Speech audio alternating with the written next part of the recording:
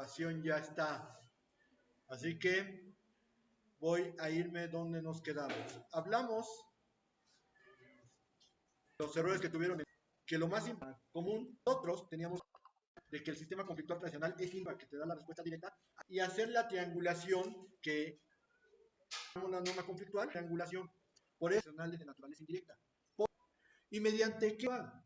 ¿Mediante qué referencias? Los mecanismos que nos encontramos para encontrar la norma. A ver, ¿qué son? Nada más. Versiones cartinflescas. ¿Cuál mecanismo? Todos tuvieron mal esa pregunta. ¿No? El concepto de normas de orden público y una serie de políticas dañe el orden del Estado. ¿Cierto o no? Y la regaron, pero como tepache. No se fueron con una en los apuntes lo habíamos relacionado, que lo habíamos racionalizado. Que diga que es de orden público y completas el mismo concepto que ya pusiste en la otra. Lo mismo pasó con la vocación internacional. Muy poco, pero sí la contestaron bien. Pero la mayoría tienen vocación internacional porque las normas internas tienen vocación. Les voy a poner bien así. ¿Para qué son las vocaciones? Que se adquirieron derechos preferenciales.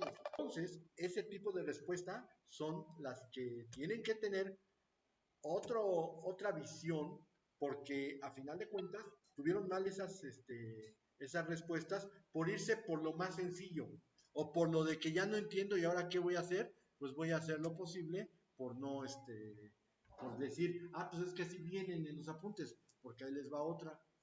Define el método conflictual tradicional. Es un método de naturaleza indirecta al cual, mediante la localización de los puntos de contacto y la aplicación de la norma conflictual, se tendrá un derecho aplicable. ¿Qué tienen que ver las jurisdicciones ahí? Y hay quien me puso que es un método en donde las leyes y los conflictos o las jurisdicciones se tienen que determinar mediante ciertas normas. ¿Qué diablos tienen que ver las jurisdicciones? ¿No estás hablando de conflictos de competencia judicial? ¿Y no se están viendo distinto? Es que dice Miaja de la Muela. Yo pongo referencias de autores no porque yo diga, todo lo que dicen está bien. Son los autores que tenemos para poder ejemplificar una visión. Pero precisamente Miaja de la Muela tiene un grave defecto en su concepto. ¿Cuál es? Mete los conflictos de competencia judicial. Y aunque los conflictos de competencia judicial pudieran ustedes decir son casi conflictos de leyes, ¿por qué se estudian aparte entonces? ¿Sí captan la idea? Entonces, señores, eso hubo equipos que tuvieron hasta 4 malas, 3 malas, 2 malas. Entonces, ese tipo de cosas en el examen les puede doler. Así que yo sí les sugiero, vuelvan a releer. Si tienen duda, vuélvanme a preguntar, pero no están bien esas respuestas. ¿Ok? Para que entonces las reanalicen y vean en qué fallaron. ¿Ok? En el caso de los equipos de Hernández Fragoso de Delgado Rojas, hago la aclaración, tienen un punto por extemporaneidad, pero tuvieron casi todas bien, creo que sacaron 13 puntos los dos, que si no hubieran entregado extemporáneamente hubieran sacado 14, nada más uno les falló. ¿Ok? Pero de todos modos, reanalícenlo y si tienen todavía dudas me dicen para que yo se los explique, pero no, o sea, ese es el tipo de errores que tuvieron en la ¿qué pasó? En la actividad, creo que la 7, algo así, a mí no sale la calificación de chocorcitos, sino me sale de la química, entonces no sé cuál es. Es que lo acabo de cambiar, pero es que eso demuestra que no está muy bien, pero pues como no habían subido la calificación yo no puedo hacer movimientos. Pero dice que le sale la calificación de creo que para efectos de todo tiene la misma. No, yo creo que sí le salió la calificación de su equipo, pero ya ahorita está con la mitad porque es el equipo con el cual ya está. Entonces no la calificación, pero déjenme checarlo. Yo tengo aquí las calificaciones correctas. O sea, de la 6 tiene 8. Entonces ahorita ya está, entonces ya nada más es porque ya no, o sea, es lo mismo. ¿Dónde está? También en la 7 había sacado 10 en su anterior equipo. Y debe de aparecer como usted como Krusty. Ahora Krusty también sacó 10. En ese sentido, pues no, y su calificación es la del anterior. A partir de esta nueva unidad que van a empezar hoy, pero va a empezar mañana por el simple hecho de que como no se habían subido los tramos a favor de subir, no podían hacer los movimientos, hice los movimientos que se habían quedado y ya, ¿ok? Entonces ya están todos en su nuevo, el de último integrante. De los otros ya tienen 6 integrantes, ¿ok? Y aclarado el punto, no quiere entrar. Bueno, muy bien, ya hablamos. ¿Ok? Va. Si la figura causa da fraude a la ley, aguas porque todavía no es. Y el siguiente criterio es la institución para llevar a cabo una determinación de qué es lo que. Si existe una figura que se aplique, tiene el derecho de dónde se originó la figura. Que si haya una figura igual, dos, con la condición. Si existe una figura igual, ya dijimos que no todos los países lo tienen. Hoy es difícil que un derecho, ya hay muchos países que se manejan con situaciones un poquito conservadoras. Por ejemplo, en España yo he escuchado mucho en las películas y que quiere decir separado. Para todos los efectos legales está divorciado. Cuando subsiste, él ya no tiene la obligación de vivir con la esposa. ¿Okay? Si viene un dúo de españoles a quererse divorciar de manera plena, ¿cuál es? El divorcio pleno no se aplica en España. Posibilidad. ¿Cuál es esa posibilidad? Aplicar lo que para todos los efectos es una separación, es decir, yo libero de la obligación de y los combino a vivir de manera separada. Una posibilidad. Si ya no quieren estar juntos, ¿ok? Ahí tenemos una figura que se aplica exactamente a lo que es conocida, que le pueden llamar separación o le pueden llamar de muchas formas, es similar a lo que hay en ese país. Pero el problema es cuando no existe la misma figura. Entendamos, en Estados Unidos hay una figura jurídica que se llama trust. ¿Y qué es el trust? El trust es como figura, no existe en México. ¿Por qué? Porque en Estados Unidos hay infinidad, pero para que más o menos vayan ubicando. Yo soy una persona que tiene que tomar una parte de ese patrimonio, le voy a pedir al trust los rendimientos que ese patrimonio produzca, ubica la. ¿No lo ubican? Y no ni tantito. Ok. El fideicomiso es un banco que es el único en México que puede llevar a cabo fideicomisos, y de pronto le dice, tú administralo y los. Ay, Dios. ¿Vieron Beverly Hills de la prehistoria? De plano, la repitieron como 40 veces. Beverly Hills 90-210.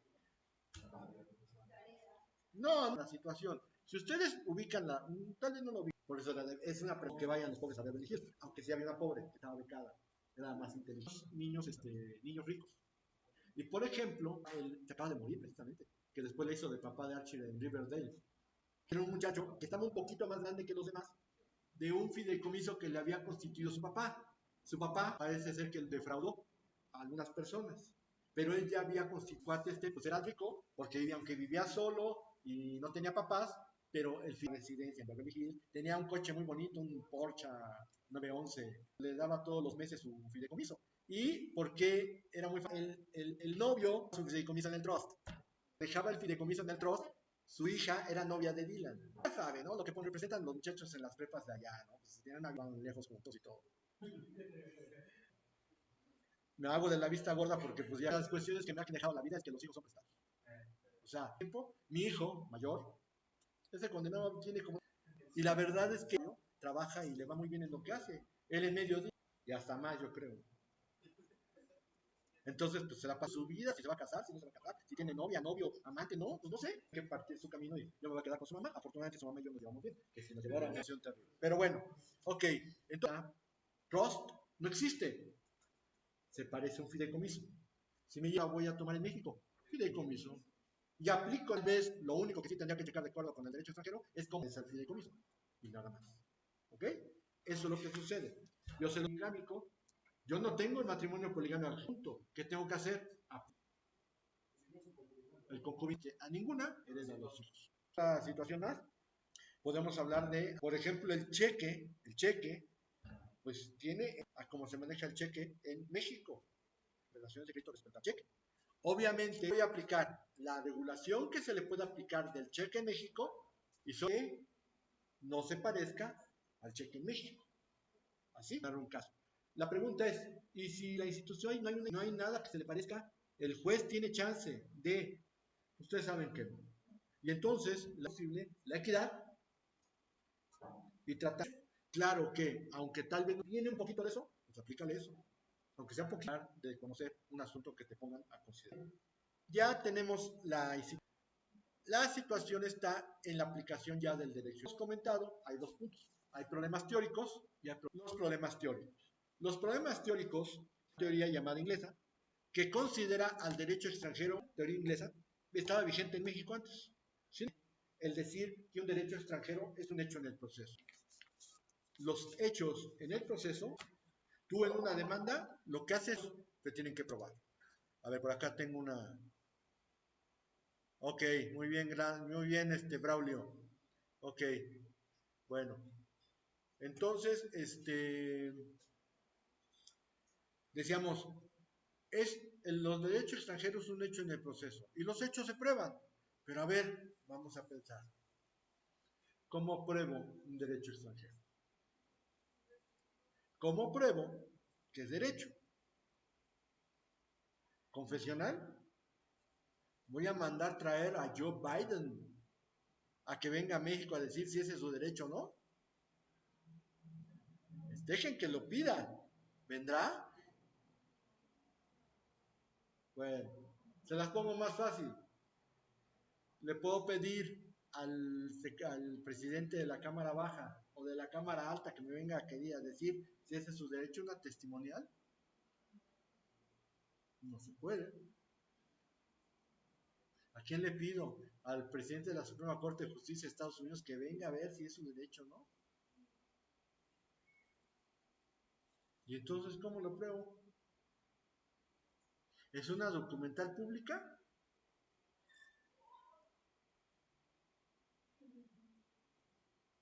¿Quiénes expiden los documentos públicos? Los funcionarios públicos a su cargo. Pero las documentales públicas solamente las despiden los funcionarios públicos mexicanos.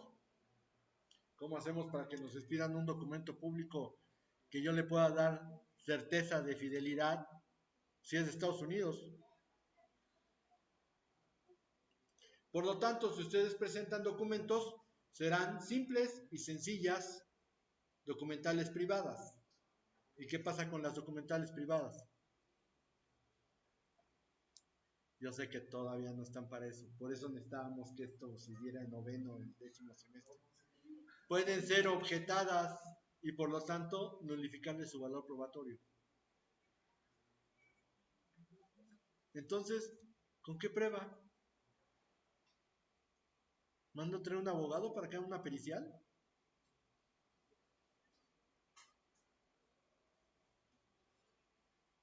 ¿Qué hago? ¿O me pongo a chillar? Porque pues presuncionalmente no puedo probarlo. De instrumental de actuaciones tampoco puedo probarlo. Entonces, esa es la imposibilidad que tiene la teoría inglesa. Tú no puedes decir el derecho extranjero lo pruebo de alguna forma. ¿Cómo? ¿Cómo lo pruebas? No hay forma. Por lo tanto, nos queda la otra teoría, la teoría italiana o de la incorporación. La teoría italiana de la incorporación maneja dos criterios, la teoría de la nacionalización y la teoría de la legislación. ¿Qué dice la teoría de la legislación? Que es la más sencilla de explicar. Cuando un juez acepta una norma extranjera en su derecho, lo que va a hacer es crear una nueva norma en el mismo sentido dentro de su orden jurídico. Pensemos bien, ¿los jueces crean normas? No. Deje de que las interpretan, las aplican. No, deje que las interpreten, las aplican. Aquí la situación es, nosotros estamos ahí en una problemática porque Aquí, ¿quién crea las leyes? El Poder Legislativo con el Ejecutivo. No lo hacen los jueces. ¿Dónde podría ser muy funcional esto? La teoría italiana de la legislación en la teoría de la incorporación, en países con un régimen jurisprudencial. En Estados Unidos, ya les dije, no hay artículos, no hay leyes. ¿Cómo son los libros de derecho allá? Es una recopilación de todos los casos jurisprudenciales que resuelven los jueces de primera instancia. Por lo tanto, si pensáramos que estamos en Estados Unidos, sería suficiente para decir, no, pues esta se aplica perfectamente. Pero no, los jueces no crean leyes. Es más, aquí la jurisprudencia ni siquiera la dictan los jueces. ¿Quiénes dijimos? Los altos tribunales del país. No es tan fácil decir que los jueces crean leyes. ¿Ok? La otra es quizá la mejor.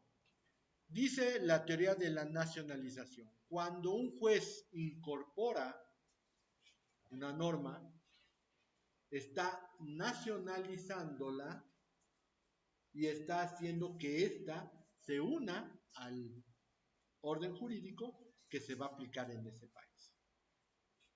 Ahí ya nos parece un poquito mejor. Quiere decir que el juez sí tiene facultades para incorporarla, para que se nacionalice y crear una estructura jurídica con base en la aceptación de esos derechos. Pero no la crea, ni tampoco se tiene que probar. O sea, que esa es la condición que se tiene. Por eso, repito, el artículo 14, fracción primera, dice, en la aplicación del derecho extranjero, el juez deberá aplicarlo como si fuera el juez del país de donde viene el derecho, para lo cual se debe llegar del texto, sentido, alcance y vigencia de dicho derecho. ¿Y qué quiere decir? Que no solamente es el texto de la ley, sino tienes que saber cómo se interpreta o cómo lo interpretaría ese juez. También cuál es la vigencia que tiene ese derecho y por último, hasta dónde llega, hasta dónde es su alcance. ¿Ok? Entonces, desde mi punto de vista modesto, yo pienso que la teoría italiana de la nacionalización es la que se aplica perfectamente a nuestro país. ¿Ok? Muy bien. Y por último, ya habiendo resuelto el problema teórico que implicaba qué teoría vamos a aplicar, pues tenemos el siguiente punto, que son los problemas prácticos. Claro, cuando quieras, anda. Okay. ¿Cómo voy a conseguir el derecho? Señores, lo hemos comentado infinidad de veces. La visión de cómo conseguir el derecho. Tratar de... Lo tengo que interpretar, tengo que hacer. Pero, señores, ¿ustedes creen que va a ponerse a ir a la biblioteca a buscar el derecho que necesita? Uno. Y uno se lo tiene que exhibir. Y el otro va a conseguir el derecho que más le convenga a él. Y entonces el juez se va a nutrir de dos lados, que los cuales él tendrá que decidir. Pero vayamos por pamas, por medio de affidavit, por medio de la vía de secreciones jurídicas y por vía de un experto. Vamos con el affidavit. Contratar a un abogado del país de donde voy a aplicar el derecho, de costumbre, en donde me diga que voy a aplicar en el caso. Le vas a pagar al abogado porque te haga el derecho y cómo lo debe de interpretar. ¿Quién mejor que una? Yo he hecho affidavits mexicanos sobre cómo. Por ahí tengo uno, a ver si después se los traigo. Pero, bueno. Situación, dos convenientes. Uno, obviamente el abogado, por lo tanto, la explicación que te da va a ir directamente a cómo lo aplicaría él en su cotidiano. Dos, bueno, tres más bien, seguramente, sin embargo, lo más seguro es que te va a pegar la ley y te va a agregar, digamos, todo lo que aquí en México, para un asunto mercantil, depende de qué sea, pues aquí hay Ley General de Sociedades de Crédito y hay Código de Comercio. Y las tres se tienen que aplicar principalmente en materia de acciones de sociedad. Además de que hay que aplicar como de manera supletoria en cuanto a lo procesal el Código Federal de Procedimientos Civiles. Eso sobre acciones de sociedades en México. El artículo 8 de la Ley de Nacionalidad, de que también algunos artículos para que sepan que algunas de las no pueden transferirse al portador a un nombre determinado. Esos digamos que serían los convenientes. Es muy importante entender que los asuntos. Pero vienen los inconvenientes. El primer inconveniente es, hay algunos abogados que están preparados, sabía español, entonces entre los dos, yo medio sé francés, entonces entre los dos hicimos el affidavit y algunos puntos que no me parecían le decía, a ver, cámbiale un concepto, cámbiale el verbo, cámbiale eso, porque yo siento que no queda bien, y ya lo íbamos manejando los dos, y ya quedaba. Entonces, afortunadamente, gracias Ángel, afortunadamente se pudo hacer ese affidavit y no hubo mayor problema. Pero normalmente el que te da el affidavit te lo da en su lengua original. ¿Qué tienes que hacer? Traducirlo. Y obviamente, ¿quién va a pagar la traducción? ¿Tú? No, ¿quién? Pues el cliente, el que está interesado. ¿Y los honorarios del abogado? ¿Quién se los va a pagar? ¿Tú? No, el cliente. Y hay un detalle, ¿eh? En Estados Unidos, los honorarios de abogados son muy caros. El que menos te cobra, así el que menos te cobra $300 la hora. $300 la hora. Si le mete, vamos a pensar, 20 horas a ese affidavit, de a $300 cada uno, ¿cuánto se lleva? ¿Y cuántos son 6,000 por 20,000 de valorados pesos? Por 20 pesos, 20 de valorados pesos. ¿Cuánto? Está baratito, ¿no? Una vez un abogado que estuvimos viendo un asunto con ellos, el abogado no vino en avión, vino en su avión.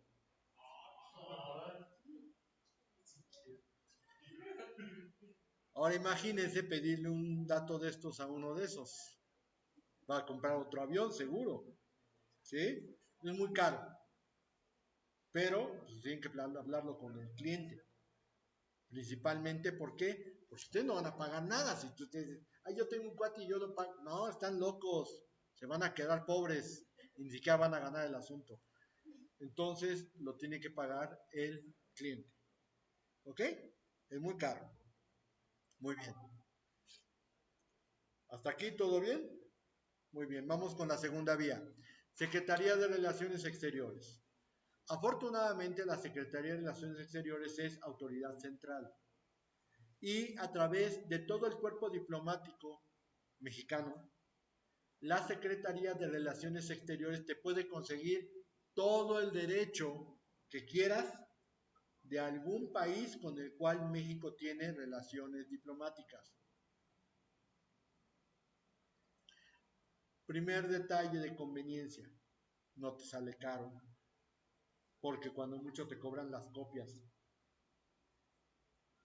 También, como México tiene relaciones con casi todo el mundo, pues la verdad es que es muy difícil que tú no podrías obtener pues un derecho que te convenga o que te parezca adecuado, que vayas con el cual México no tenga problemas.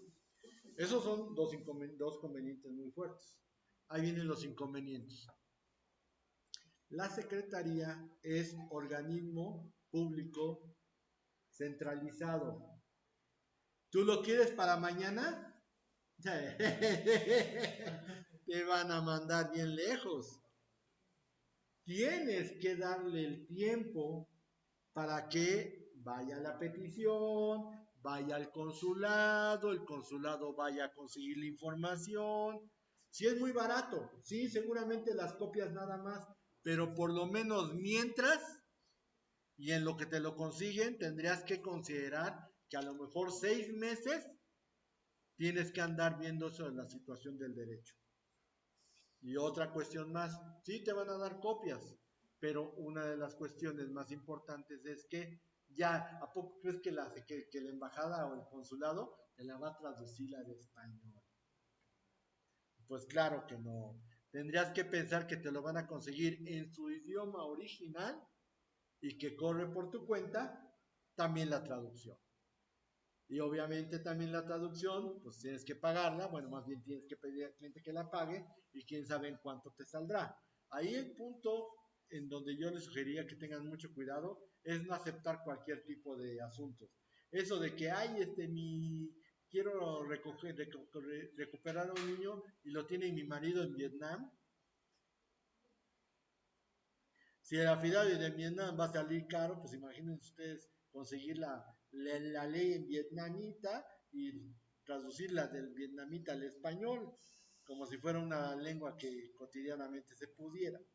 Aquí, bien importante sería que los que estudian idiomas y que conozcan a maestros que dan francés, inglés, italiano, algo así, se puedan hacer amigos de ellos, porque en un momento dado, si les toca un alemán, pues conocen una persona que sabe alemán y que lo puedes ir platicando. Y sobre todo algo muy importante, aunque no sea perito del tribunal, que haya una traducción adecuada. Porque, ya les dije, los traductores del Tribunal Superior de Justicia traducen literal. Y cuando hacen la traducción literal, hay veces que ponen cada cosa tan mal que uno tiene que decirles que las cosas están mal. Y ellos difícilmente lo cambian, porque pues, algunos que son sangrones te dicen, ¿quién es el perito, usted o yo? Pero pues obviamente no hacen una buena traducción. En cambio, con un alemán, a lo mejor hasta aprenden algo de alemán y eso podría ser funcional. Bueno, esa es la Secretaría de Relaciones Exteriores.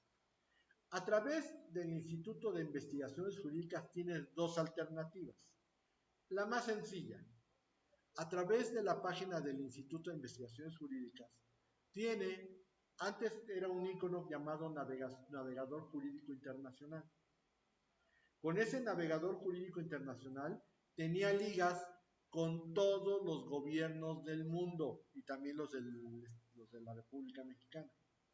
De tal manera que si querías el Código Civil de Coahuila, te puedes meter en el navegador jurídico internacional, ¡pum! Y te sale el gobierno del estado de Coahuila, válgame, de Coahuila, le das y entonces te puede aparecer el Código Civil del lado que tú quieras, del Poder Judicial, del Poder Legislativo, del Poder Ejecutivo, de donde tú quieras, y bajar la ley. Y en cuestiones de otros países, también se puede obtener la ley.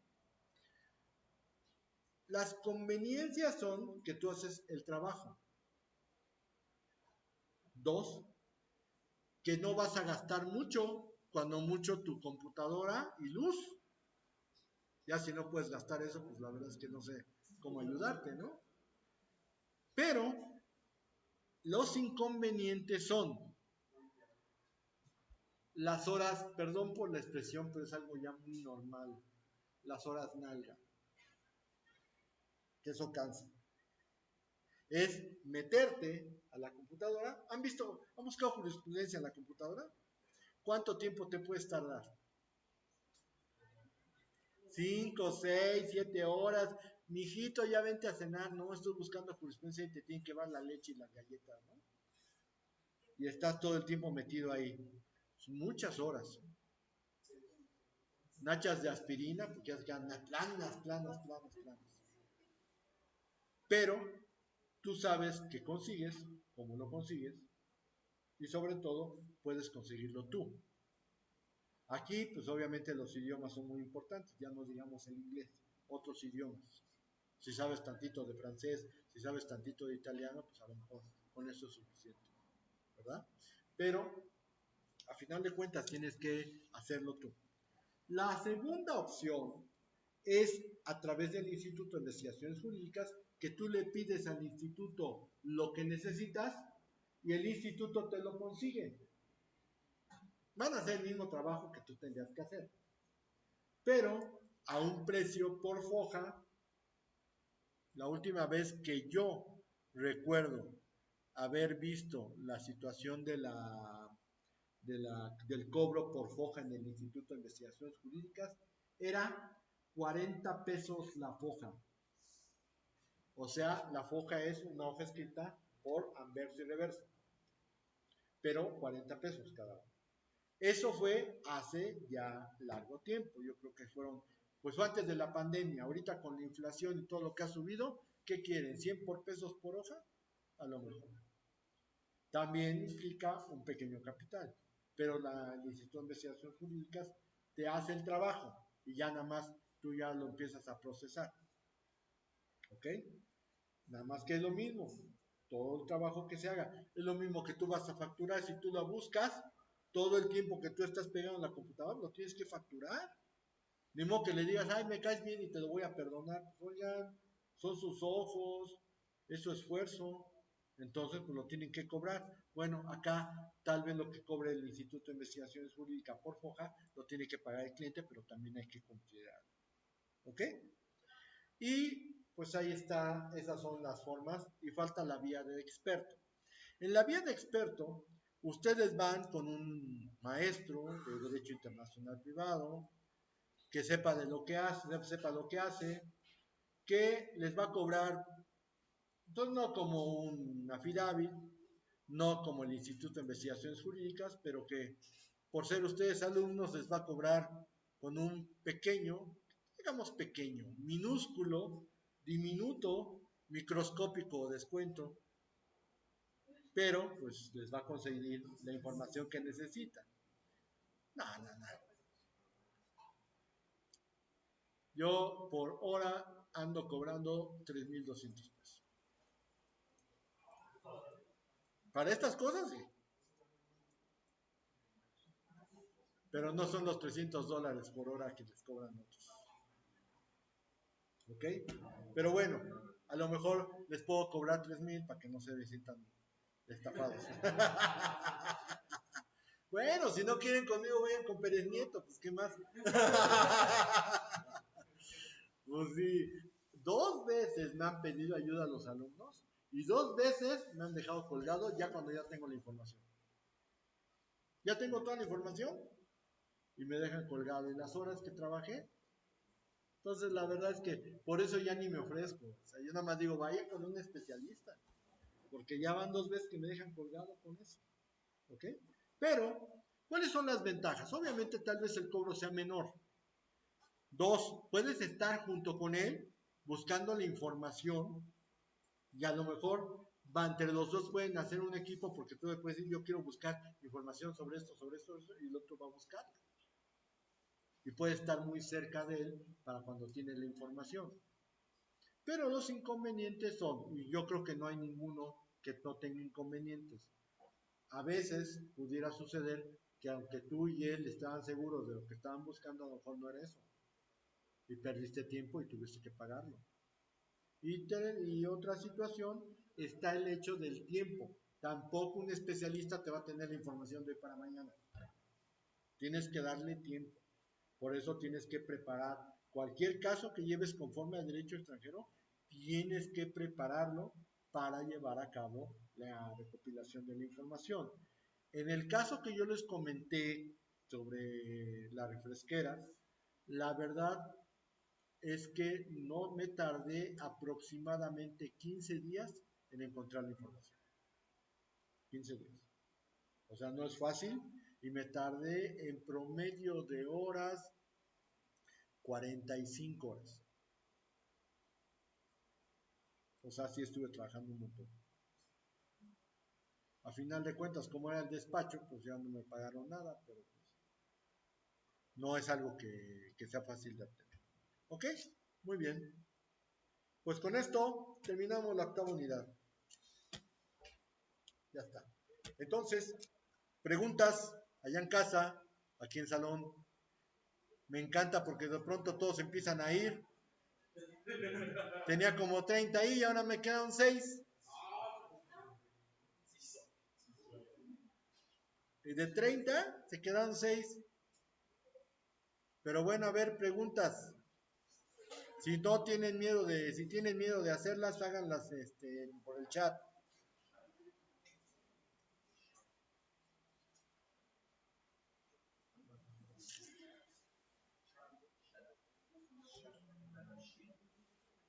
No, pues ni por el chat.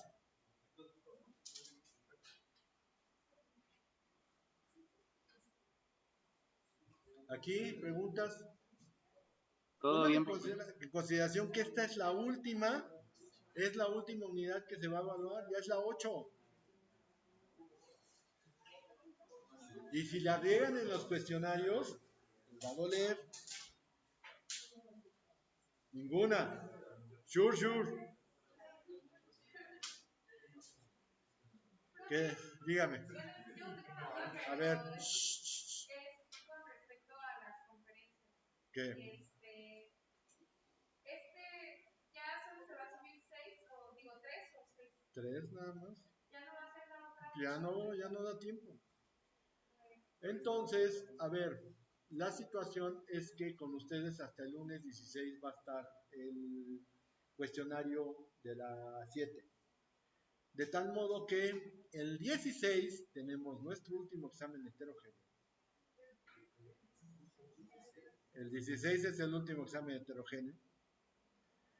Y acuérdense que no repito 2 veces lo mismo, pero va a estar más difícil que el Jenga. Ya les dije que no lo repito, así que va a estar más difícil que el Jenga. Así que mejor prepárense. No, con Kian, ¿qué le pasa?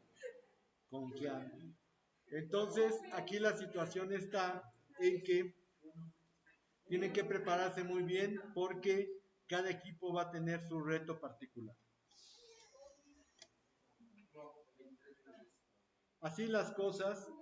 Entonces, pues, para los de casita, el 16 es el último examen heterogéneo y la próxima semana las conferencias es la última semana. Ya se perdió la oportunidad de subir las 3. Si no las han subido, pues ya perdieron ya está la última y nada más podrán subir 2, la de hoy, que vamos a subir a Facebook, pero que sí los invito a que vayan.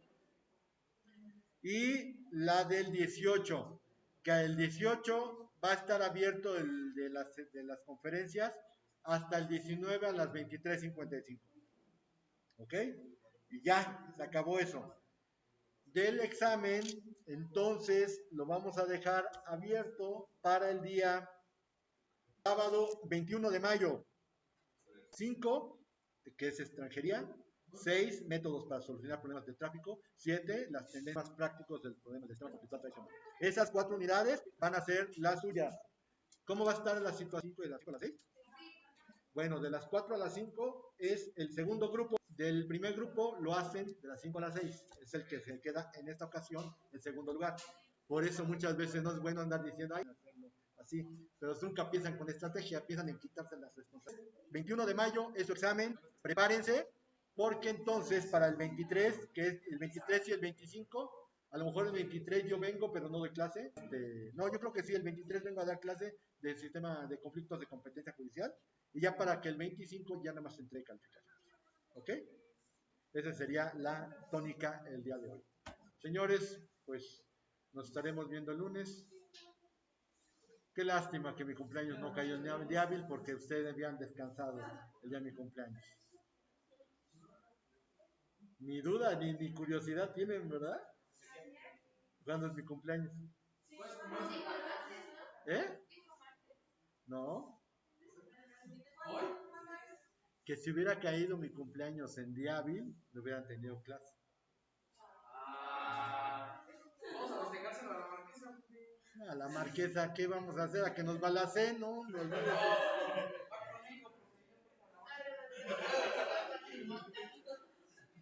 Si todavía no le dan, yo cumplo años el 15 de mayo, que es domingo. ¿Eh? Lo que me dijeron es que me van a llevar a comer hamburguesas. Ni modo. En otras ocasiones sí me hacen cosas, pero ahora sí no quise. No, el lunes a la 1 de la tarde, que aquí va a estar la celebración del Día del Maestro a la 1 de la tarde. No.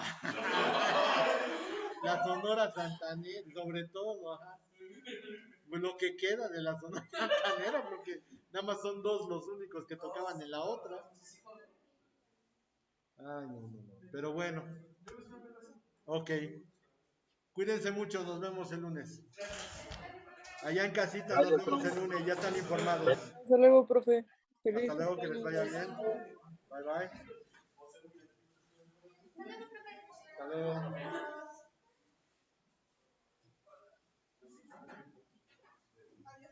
Adiós.